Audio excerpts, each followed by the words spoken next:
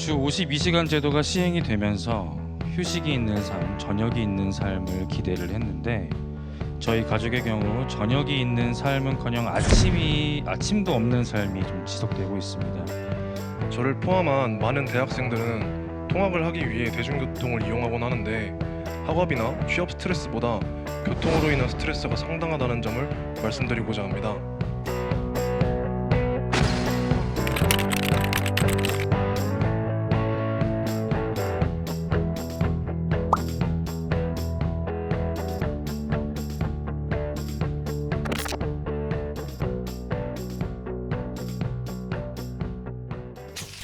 안녕하십니까. 저는 두 딸을 키우고 있는 의정부 시민 황우현이라고 합니다. 저는 오늘 강남과 의정부의 빈부격차만큼 교통격차도 굉장히 심각하다는 걸 말씀드리고 싶습니다. 저랑 제 아내는 모두 강남으로 출퇴근을 하고 있습니다. 대통령님께서 말씀하신 것처럼 출퇴근 시간은 2시간, 2시간 반 정도 걸리고 어림잡아 계산을 해보니까 1년에 2달 정도는 길에서 허비를 하고 있었습니다. 주 52시간 제도가 시행이 되면서 휴식이 있는 삶, 저녁이 있는 삶을 기대를 했는데 저희 가족의 경우 저녁이 있는 삶은커녕 아침도 없는 삶이 좀 지속되고 있습니다.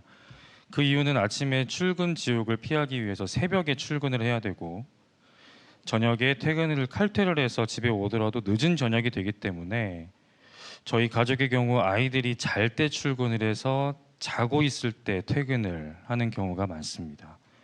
그래서 아이들이 현관에 와서 좀 아빠 엄마가 오는 걸 마중하는 모습을 보고 싶은데 그런 모습을 보는 게 쉽지 않습니다.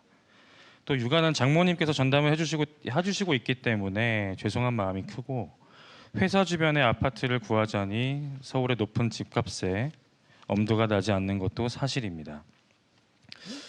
대통령님, 저희와 같은 가족들은 경기도에 살고 있는 서울에 출퇴근하고 있는 가족들은 이렇게 일과 가정을 지키기 위해서 아등바등 살고 있습니다. 저희와 같은 가족들에게 저녁이 있는 삶을 보장해 주시면 정말 감사드리겠습니다. 말씀하신 것처럼 이렇게 A 노선이 3월에는 동탄, 연말에는 파주에 개통이 된다고 들었습니다. 그리고 오늘 신호선 착공식도 있고 이 노선도에서 의정부라는 글씨를 보니까 굉장히 반갑고 기쁘고 좀 더 나은 삶이 기대가 됩니다.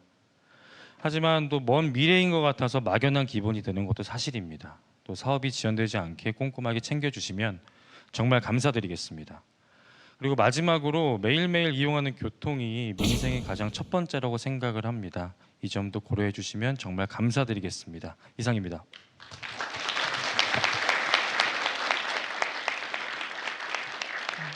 네, 말씀 잘 들었습니다. 한 분 더 말씀을 들어볼까요? 네, 말씀하실 분 손 들어주시면 감사하겠습니다. 그럼 옆에 계신 남성분 말씀 부탁드리겠습니다. 안녕하세요. 저는 인천에 살고 있고 상명대학교 4학년에 재학 중인 김태형이라고 합니다. 저를 포함한 많은 대학생들은 통학을 하기 위해 대중교통을 이용하곤 하는데 학업이나 취업 스트레스보다 교통으로 인한 스트레스가 상당하다는 점을 말씀드리고자 합니다. 제가 대학교 1, 2학년 때 집이 수도권이라는 이유로 기숙사에 들어가지 못했고 자취를 하려고 알아보니까 너무나 비싼 주거 비용 때문에 결국엔 포기하고 집에서 여태까지 학교로 통학을 하고 있습니다. 특히 시험 기간에는 공부를 하다가 막차 시간을 맞추기 위해 뛰쳐나간 경우도 많았고 막차 시간을 헷갈려서 친구네 집에서 하룻밤 정도 이제 신세를 진 적이 상당히 많았습니다. 앞으로 취업을 앞두고 있는데 이러한 부분으로 인해 학업에 지장이 있는 것 또한 사실입니다.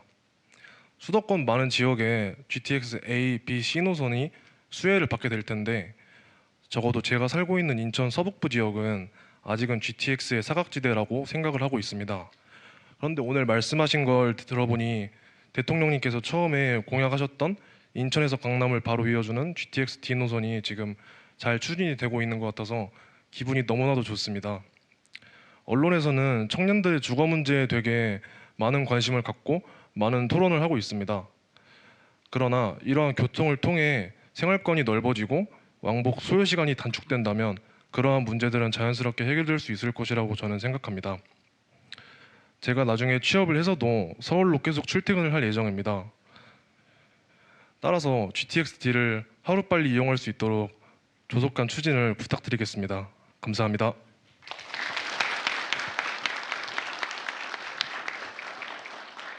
네, 말씀 감사합니다.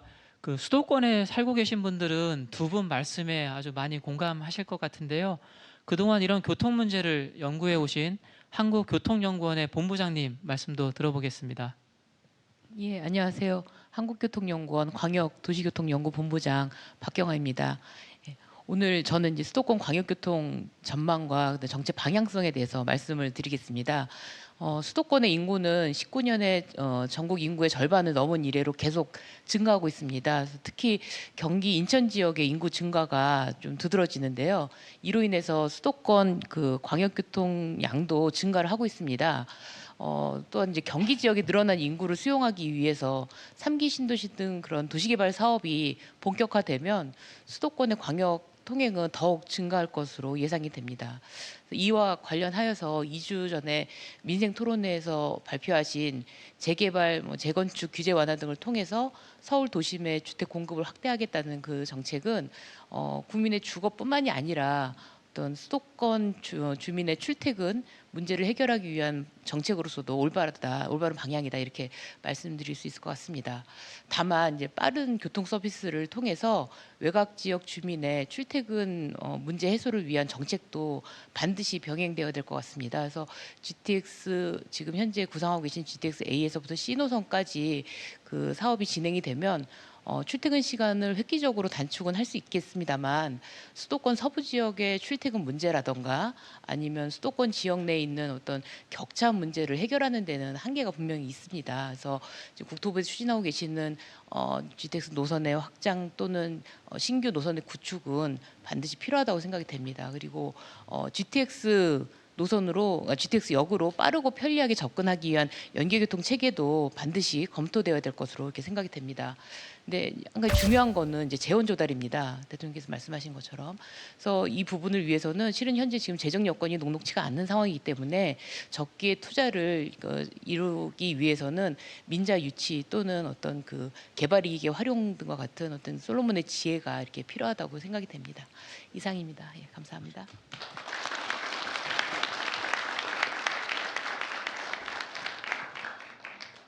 저녁이 있는 삶을 기대하기 어려울 뿐 아니라 아침도 없는 삶이라는 말에 정말 정신 퍼석 차리고 이거를 빠른 속도로 추진해야 되겠다는 결심을 더 강하게 갖게 합니다. 제가 대선 과정에서 그 청년들하고 그 이런 조그마한 이런 그 식당을 하나 빌려서 이런 밥집 행사를 하면서 이제 좀 많은 얘기를 나눈 적이 있는데 그때 어떤 청년이 와서 이런 얘기를 하더라고요. 승용차에서 잠을 잔다고. 그러니까 뭐 서울에 이런 주거 비용 뭐 오피스텔 하나 얻으려도 돈이 너무 많이 들어서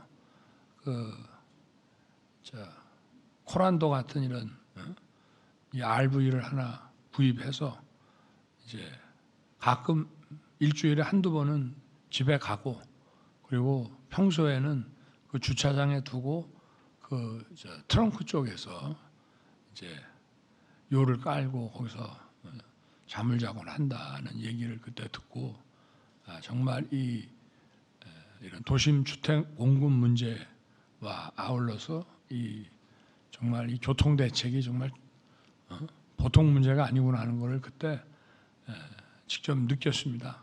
그런 사람들이 꽤 많다고 그럽니다. 하여튼 저희들이 잘 여러분들 말씀 하나도 놓치지 않고 챙기겠습니다. 오늘 기재부 차관 오셨나? 네, 좀 여기에 대한 재원과 관련한 얘기를 조금만 좀 해줄래요? 예, 마이크 전달 부탁드리겠습니다. 네, 기재부 2차관 김윤상입니다.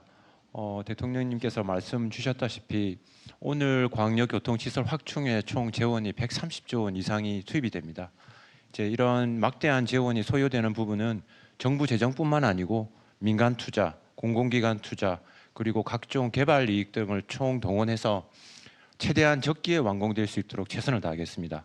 그리고 현재 계획 중인 사업들도 관련된 절차들을 신속히 추진을 해서 즉시에 착수할 수 있도록 저희가 적극 뒷받침하도록 하겠습니다. 감사합니다.